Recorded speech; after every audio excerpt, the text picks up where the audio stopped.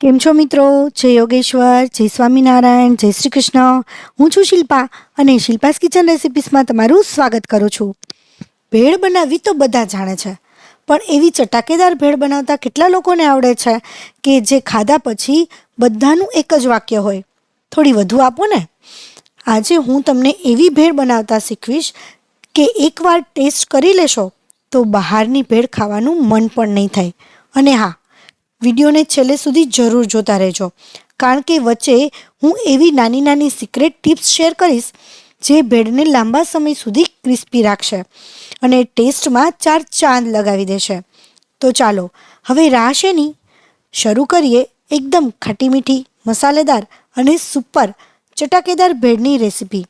મિત્રો, શરૂ કરીએ એ પહેલાં મારે તમને એક વાત કહેવાની છે કે જો તમે ચેનલને હજી સુધી સબસ્ક્રાઈબ ના કર્યું હોય ને તો સબસ્ક્રાઈબ કરી લેજો, કેમ કે આવા જ નવા નવા વિડીયો હું લાવતી રહું છું. અને બાજુમાં જે બેલ આવે ને એને પણ ઓન કરી દેજો, જેથી નવા વિડીયોની નોટિફિકેશન આવે અને નવો વિડીયો તમે તરત જોઈ શકો. અને હા, વિડીયો કેવો લાગ્યો ને એ મને કમેન્ટમાં જરૂર કહેજો. જો વિડીયો તમને થોડો પણ ઉપયોગી બને તો બીજા સાથે શેર જરૂર કરજો, જેથી એમને પણ ઉપયોગી બની શકે. તો ચાલો બનાવવાનું શરૂ કરીએ.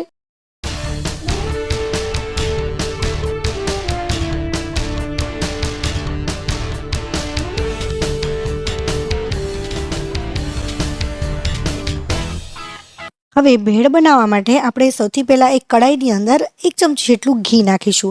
ઘી ગરમ થાય એટલે અહીંયા જુઓ, મેં અડધી મુઠ્ઠી જેટલા કાજુ લીધા હતા અને એના રફલી ચોપ કરી લીધા છે, નાના નાના કટકા કરી લીધા છે. બહુ મોટા નથી પીસ કરવાના કે સાવ ઝીણા પણ નહીં. એને આવા ગોલ્ડન બ્રાઉન થાય ને ત્યાં સુધી આપણે શેકી લઈશું અને ત્યાર પછી એને એક બાઉલમાં કાઢી લઈશું. અને એ જ કડાઈમાં ફરીથી તેલ નાખી અને આપણે મમરા વઘારવાના છે.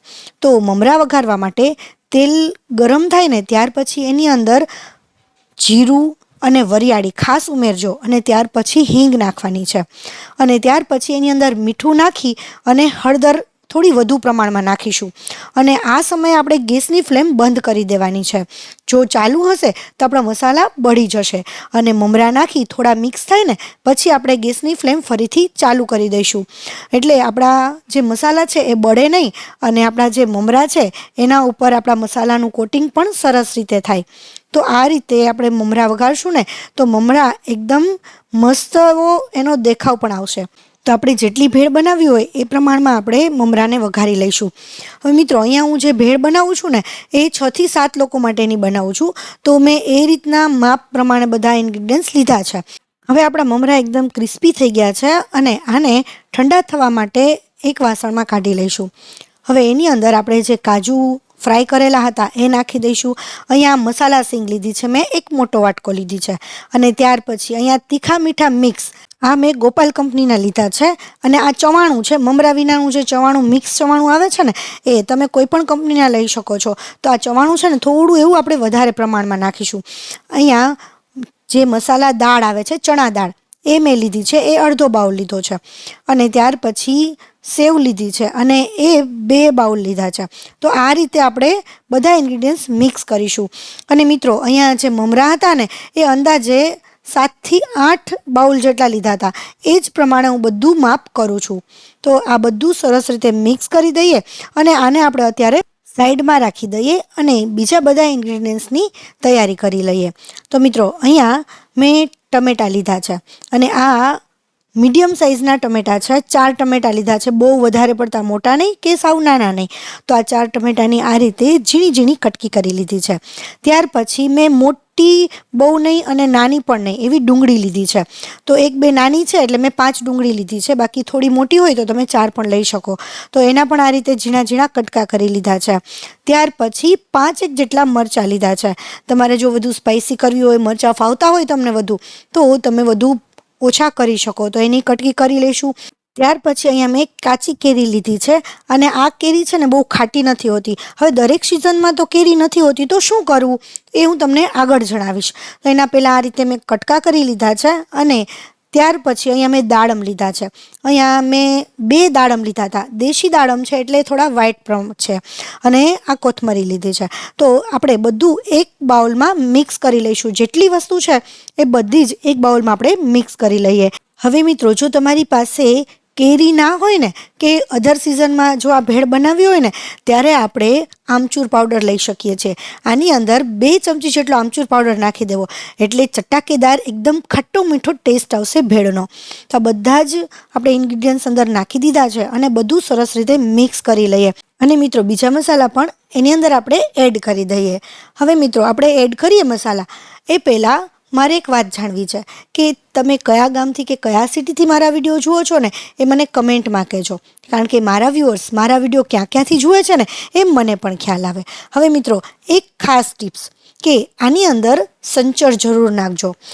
અડધી ચમચી સંચર પાવડર અને અડધી ચમચી મીઠું, ત્યાર પછી 1.5 ચમચી જેટલું આપણે ધાણા જીરું પાવડર નાખીશું અને ત્યાર પછી 5 થી 6 ચમચી લીંબુનો રસ નાખીશું.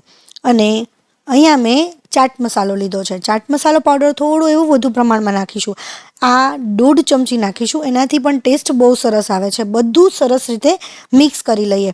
હવે મિત્રો બીજી એક ખાસ ટિપ્સ, આ બધું મિક્સ ત્યારે જ કરવાનું જ્યારે આપણે જમવા બેસવું હોય અને ભેળ ખાવી હોય. ત્યાં સુધી આને ફ્રીજમાં રાખવાનું. ટિપ્સ નંબર 3 કે ફ્રીજમાં રાખવાથી ભેળનો ટેસ્ટ બહુ જ સરસ આવશે, ખાવાની ખૂબ જ મજા આવશે. હવે આ બધું મિક્સ થઈ ગયા પછી થોડું એવું ટેસ્ટ કરી લઈશું. જો કાંઈ ઘટતું હોય તો આપણે એની અંદર એડ કરી દઈશું. મસ્ત એવું પરફેક્ટ તૈયાર છે.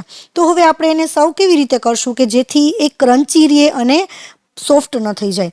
તો અહીંયા મેં બટેટા બાફેલા લઈ લીધા છે, એના એકદમ સરસ નાના નાના કટકા ચોપ કરી લીધા છે.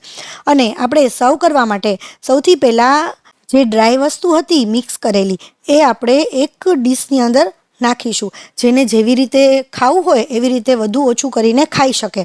તો આવી રીતે પહેલાં આપણે ડ્રાય ઇન્ગ્રીડિયન્ટ્સ નાખીશું, પછી જે ચાટ બનાવેલી હતી એ ચાટ નાખીશું, ઉપરથી થોડા કટ કરેલા બટેટા નાખીશું, ફરીથી થોડા એવા ડ્રાય ઇન્ગ્રીડિયન્ટ્સ કે મમરાનું જે ચવાણું હતું એ નાખીશું અને ચાટ એડ કરીશું. અને ત્યાર પછી ઉપર કિસમિસ નાખીશું. અને સૌથી છેલ્લે અને જે ભેળને ટેસ્ટી બનાવે તો કે આ છે ખજૂરની ચટણી. તો ખજૂરની ચટણી થોડી એવી વધુ નાખીશું, એનાથી ટેસ્ટ બહુ જ સરસ આવતો હોય છે. આ ખજૂરની જો ચટણીની રેસીપી તમારે જોવી હોય ને તો મને કમેન્ટમાં કહેજો, એ પણ હું તમને આપી દઈશ. અને ત્યાર પછી આ મેં ગ્રીન ચટણી છે, તો આ ગ્રીન ચટણીની રેસીપી પણ મેં આપેલી છે, તો એ તમારે જોવી હોય તો મને કમેન્ટ કરજો.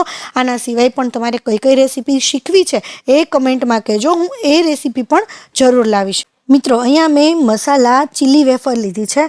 તો આ વેફર ઉપરથી આ રીતે નાખવાથી ભેળ એકદમ ક્રન્ચી અને ટેસ્ટમાં બહુ જ સરસ લાગે છે, ચટાકેદાર લાગે છે. અને ત્યાર પછી ઉપરથી થોડી એવી કિસમિસ સ્પ્રેડ કરી દઈશું. જતાં પહેલાં એક નાનો સવાલ, તમે ભેળમાં શું વધારે પસંદ કરો છો? તીખી, ખાટી કે ખાટી મીઠી? તમારો જવાબ કમેન્ટમાં જરૂર લખજો. મને વાંચવાની ખૂબ જ મજા આવે છે. મિત્રો તમને જો આ મારી રેસીપી ઉપયોગી બની હોય ને તો તમે તમારા ફ્રેન્ડ સર્કલ કે ફેમિલી મેમ્બર સાથે શેર જરૂર કરજો, જેથી એમને પણ ઉપયોગી બની શકે. અને મિત્રો આવી જ નવી નવી રેસીપીઓ જોવા માટે જો તમે મારી ચેનલને હજુ સુધી સબસ્ક્રાઈબ ના કર્યું હોય ને તો સબસ્ક્રાઈબ કરી લેજો. અને હા મિત્રો, કમેન્ટ કરવાનું ના ભૂલતા. Thank you for watching. નવી રેસીપી અને નવા વિડીયો સાથે આપણે ફરીથી મળીશું.